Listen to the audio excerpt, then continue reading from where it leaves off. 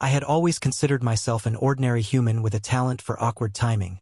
But nothing in my life had prepared me for the moment the celestial comet liner's cabin doors slid open and she entered. At first, I thought she was just another passenger. Pale skin, dark hair cascading in soft waves, and a tunic that shimmered faintly under the artificial lights. Then she turned slightly, and I noticed the long ears curving upward like delicate silver filaments, catching the faint glow of the starfield outside the window. My brain stalled mid-thought. That, I realized, was not ordinary. That was extraordinary. And then she heard my name. It rolled across the cabin like a bell through zero-gravity fog, and suddenly the serene stranger was a force of nature. She leapt to her feet with the grace of someone who could command entire star systems without effort. "He has arrived!" she shouted, and the sound ricocheted against the metal walls, silencing chatter and causing a few floating cargo crates to wobble dangerously. The guards in sleek black exosuits snapped into rigid attention, kneeling momentarily before her as if my arrival were some ceremonial prophecy. I blinked. Me? A human commuter late for work and carrying a bag that smelled vaguely like burnt toast? I had a fleeting thought to apologize for the chaos, but before I could speak, she was striding toward me with a confident ease that made the gravity-shifting floor feel like nothing. "You've finally come," she said, voice smooth yet resonant, carrying both authority and amusement. She extended her hand as though it were the most natural thing in the universe to claim a human stranger as an ally, or perhaps as something more peculiar entirely. I reached out, and the warmth of her hand was undeniable. Hello," I muttered, immediately regretting my attempt at casualness. She laughed softly, a melodic sound that made the hum of the cruiser seem pleasantly insignificant. "Sit," she commanded, as if she could bend physics and manners simultaneously. "Do not stand. You are part of this now."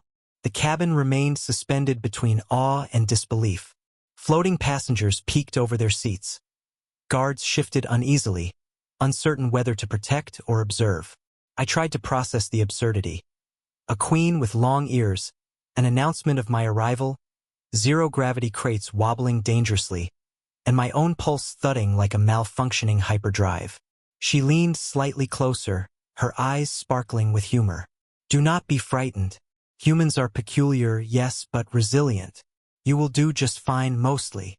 And as her hand tightened gently around mine, I realized that my ordinary life had ended. Somehow, without asking, without warning, and entirely by accident, I had become part of a story that spanned galaxies, starships, and a queen who apparently had decided I was important.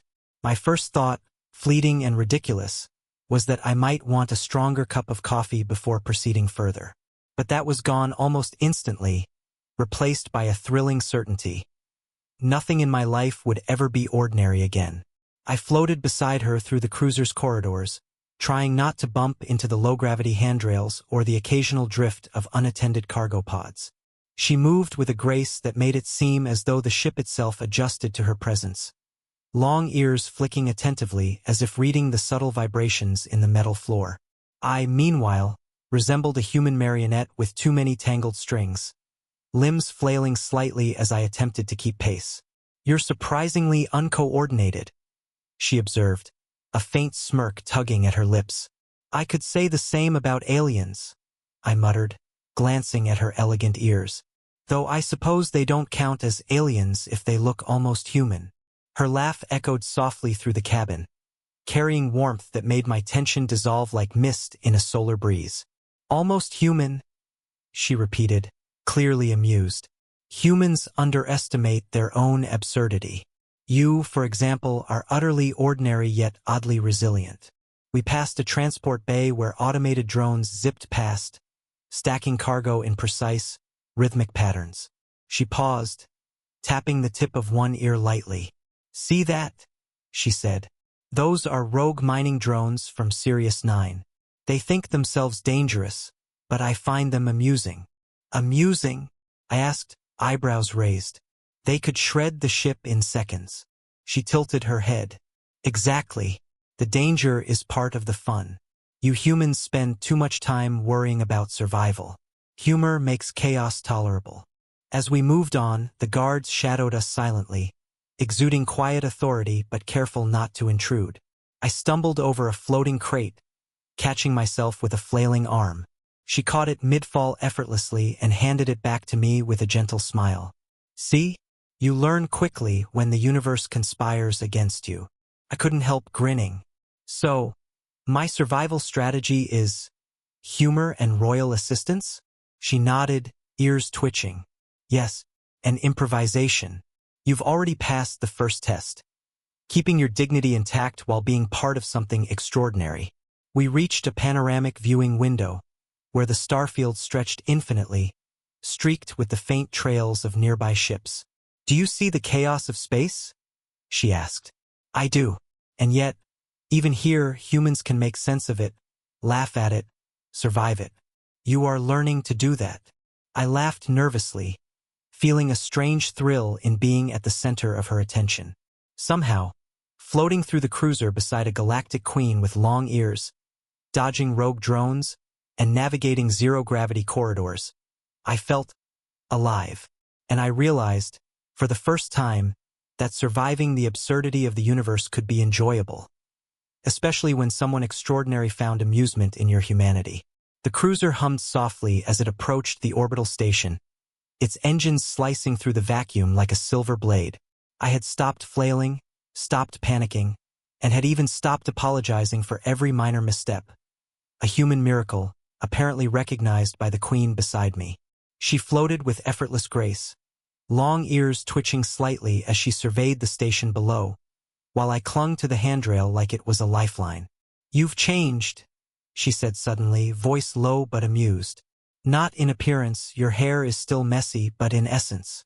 You survive chaos better than most humans I know. I tried to hide my pride with a half-smile. I guess. Spending a few hours dodging zero-gravity crates and laughing at rogue drones teaches you something. She laughed, a sound that made the ship feel less like a vessel and more like a stage for absurdity and possibility. It does. And surviving the unexpected is an art humans often underestimate. You've learned it quickly. You've learned to improvise, to endure, and to laugh at what others would panic over. You are ready. The docking clamps engaged, sending the familiar vibrations through the cabin, signaling the end of our unusual journey. The guards, normally tense and rigid, now moved with a quiet, deferential rhythm, acknowledging me without words. The queen released my hand, but only slightly, enough to let me feel the weight of the moment. It is time to return to responsibilities, to empires, to politics that require less humor and more strategy, she said, her voice shifting from playful to commanding in an instant. I realized that what I had thought was an accident, sitting next to her, holding her hand, surviving the cruiser's chaos, had transformed into something intentional, meaningful. I had become someone who could handle absurdity, who could face danger without freezing, who could laugh in moments of fear. She stepped toward the exit, ears flicking as if scanning the galaxy one last time. Then she leaned close, her eyes glinting with mischief. Next time you see a woman with long ears on a spaceship, she whispered, sit down again. You might learn something else about yourself. The airlock doors slid open, and she was gone, flanked by her guards, yet leaving behind a trail of warmth, amusement, and the subtle promise that ordinary humans could endure extraordinary circumstances. I stood there, breathing normally, feeling lighter and sharper, ready to navigate not just the stars but life itself, knowing that even chaos could be a teacher, and humor its most potent tool. The cruiser hummed behind me, the stars still streaking past, but I walked forward as someone profoundly changed, capable, resilient, and, above all, unafraid of the unexpected.